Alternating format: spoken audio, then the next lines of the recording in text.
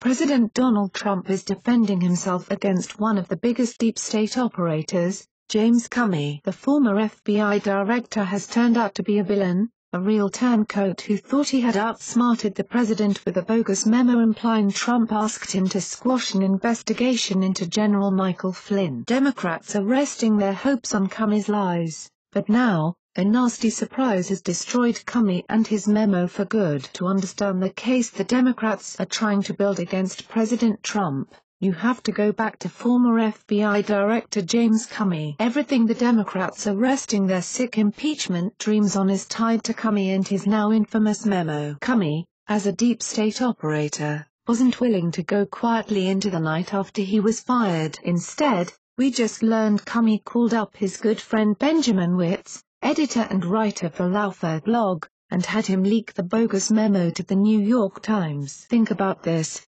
Comey is acting like a rat, leaking what will turn out to be a fraudulent memo to Trump's sworn enemies at the New York Times. We then learn, without any doubt, that Comey is a Barack Obama sycophant, as his good buddy Benjamin Witz writes. This was a general preoccupation of Comey's in the months he and Trump overlapped, and the difference between this relationship, with Trump, and his regard for Obama, which was deep, was profound and palpable. Comey's deep regard for Obama was profound and palpable. That statement alone should make every American shudder, and it outs Comey as a traitor who denied his duty to act impartially as a member of law enforcement. Instead, he was just another Obama-Clinton patsy. We all knew it to some extent, but now, we have the evidence, and that leads us to what happened after his friend leaked the memo to the NY Times. After Witz leaked the memo, cries of obstruction of justice came from the Democrats, and Maxine Waters went as far as to say,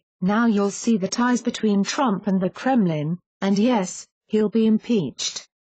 This led to Robert Mueller being named as a special prosecutor over the Russia-Trump investigation, except, there's one huge problem. Trump has just caught Comey red-handed lying. The president had his trusted staffers expose Comey's sworn Senate testimony from May 3, 2017, in which Comey categorically denies anyone at any time has ever impeded or asked him for political purposes to stop an investigation, a testimony which exposes his memo as a fraud. Hawaii Senator Mazie Hirono asked Comey if anyone at the DOJ has ever asked him to stop an investigation, and Comey answered, "No, that would be a big deal. To tell the FBI to stop doing something without purpose. They can give us opinions, but to tell the FBI to stop something for a political reason, yeah, that would be a very big deal. It's such a big deal that Comey would have been legally responsible to immediately report it." Don't be fooled. The Democrats will say that testimony means nothing because Comey was asked about the DOJ and not the president. However,